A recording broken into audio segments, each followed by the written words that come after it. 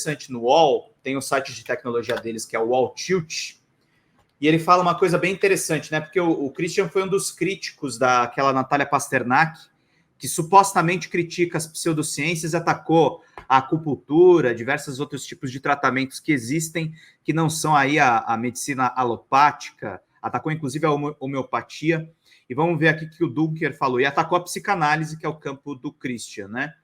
E aí ele coloca aqui, opinião. Ciência feita hoje se tornou gestora exclusiva dos saberes. E isso é ruim. Vamos entender aqui juntos.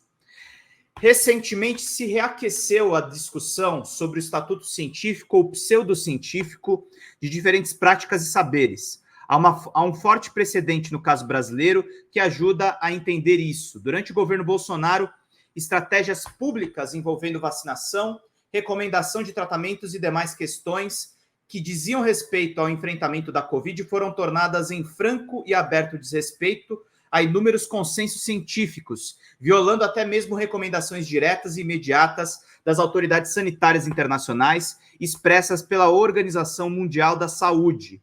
Mas este evento não encontrou respaldo apenas nessas circunstâncias políticas, mas até mesmo em tais circunstâncias ligam-se uma baixa capilaridade do ensino e da percepção do que vem a ser ciência no Brasil, meus queridos e minhas queridas. Vamos lá.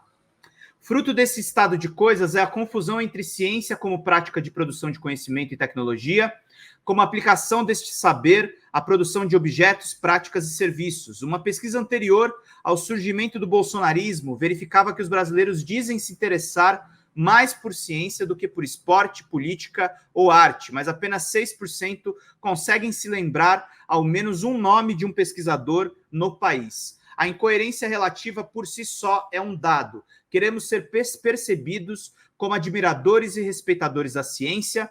Esta é uma resposta padrão desejável para um anônimo que se interpela na rua sobre esse assunto. Outro fato interessante é que apenas 13% conseguiram apontar onde a ciência acontece, em termos de instituições, universidades e centros de pesquisa. Também se mostrava elevado o grau de interesse ou conhecimento sobre como se poderia adquirir mais conhecimento científico.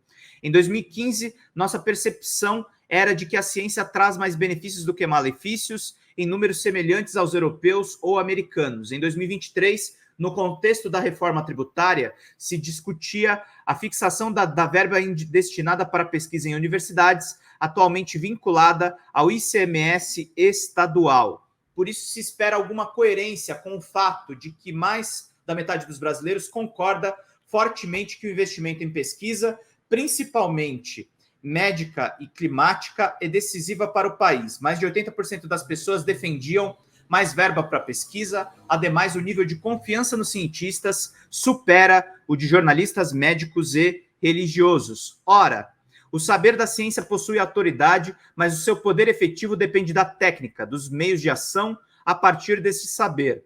O que caracteriza a ciência contemporânea é a sua incorporação da tecnologia para legitimar a sua própria prática. Vamos lá, gente, vamos pingar superchats, é muito importante para todo mundo ficar muito bem informado. São efeitos conhecidos dessa tecnociência. Repositórios online de revistas, mensuração do impacto das citações, sistemas complexos de avaliação entre pares, concorrência entre revistas científicas e seus critérios cada vez mais estritos, sem falar da distribuição dos recursos financeiros, dependendo do ranking universitário, da área e da demanda social, da estratégia e das políticas públicas, esquecimento da ciência básica, especialização precoce, segmentação excessiva. Hoje também se verifica uma onda pró-científica resultante da crítica e do enfrentamento do negacionismo. Todos os itens da pesquisa de 2015 melhoraram. Mais interesse em saber como funcionam as universidades e os museus, mais gente que acredita nos cientistas depois de 2019, quando a sua credibilidade caiu para 4º lugar, atrás de jornalistas e médicos, percepção da necessidade do aumento de investimento em universidades, maior visibilidade das instituições, especialmente a Butantan e a Fiocruz, mas agora o fato paradoxal é que essas classes mais privilegiadas são as que menos aderem a essa série, ou seja, tem um problema estrutural. Parte expressiva do mesmo perfil, mais ricos, com o ensino superior, brancos e homens em questão sobre a vacinação, a LOP 5 de 2022, declarou não seguir as recomendações da ciência, pois não tomaram vacina ou tomaram apenas uma dose, sem eficácia necessária. 41% dos mais ricos, 32% do ensino superior, 29% dos brancos e 29% dos homens. Lógica informal, vieses cognitivos e argumentação tornaram-se tópicos de interesse. Voltamos assim a uma discussão sobre o Estatuto da Ciência, que, aliás, também prosperou na esteira das reflexões sobre os totalitarismos do ano 1930. Poucos se lembram que as pesquisas de Popper sobre a teoria da ciência, incluindo o problema da demarcação entre ciência e não ciência, bem como entre ciência e pseudociência, ocorrem no contexto da sua colaboração com Friedrich Hayek, pensador central do neoliberalismo, entendido como teoria econômica de reação às planificações autoritárias. Resulta dessa aliança o antídoto pelo qual o único conhecimento digno de crédito e autoridade se expresse em uma epistemologia monista, que acredita em um único método, unicista, que acredita numa só ciência, que repudia a sua própria história, acreditando apenas em seu último capítulo,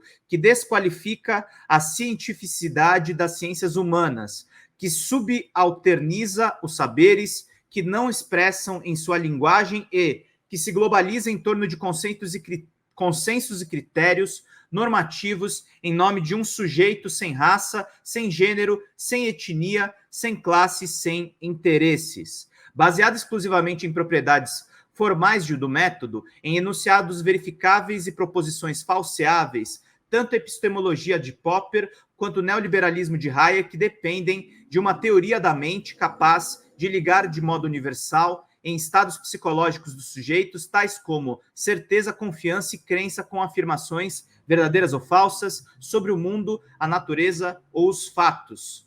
Evidência, seja na tradução de Descartes, seja na linguagem de Hume, não são apenas acúmulos de fatos ou esforço de convicções. Ora, a novidade nessa conversa não é o retorno aos anos 1960, nem a reedição do espírito de iluminismo terapêutico como antídoto preventivo contra a barbárie regressiva, como uma espécie de reforma cultural do intelecto. Mas a elevação da ciência é uma espécie de tecnologia anônima,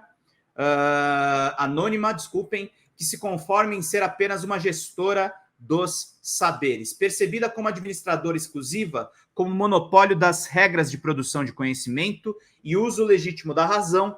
A ciência será odiada pela sua arrogância e pelo seu desprezo pelas outras formas de racionalidade, ainda que não científicas nesses termos. Muitas delas são chamadas apenas de pseudociências, como se todo o cosmos universal e toda a razão consistisse em substituir o senso comum pela verdade, ordem de conhecimento real e científica. Curiosamente, essa soberania da ciência é menosprezada pelas classes mais educadas, que parecem perceber melhor como ela não é exatamente neutra e desinteressada do que são as classes populares que ainda acreditam nessas formas mais elevadas de saber e justificam formas elevadas de poder. Portanto, se queremos que as políticas públicas aceitem, incorporem e levem em conta as melhores evidências científicas, precisamos urgentemente tratar não apenas de pseudociências, mas das pseudotecnologias científicas, essas práticas humanas em seus dilemas éticos, com seus impasses de decisão e escolha, possam ser tratados como teorias automáticas que excluem qualquer tentativa ou consideração feita pelos imortais, tornam-se alvo fácil para o ressentimento cognitivo, meus queridos e minhas queridas. E aí tem as referências do próprio Christian Dunker. É muito boa essa colocação dele, gente, porque tem uma onda aí, sobretudo de cientistas até elevados pela Globo, e a gente vai acompanhando. Esse texto é do Christian Dunker, ou Claise, que a gente está lendo aqui para vocês.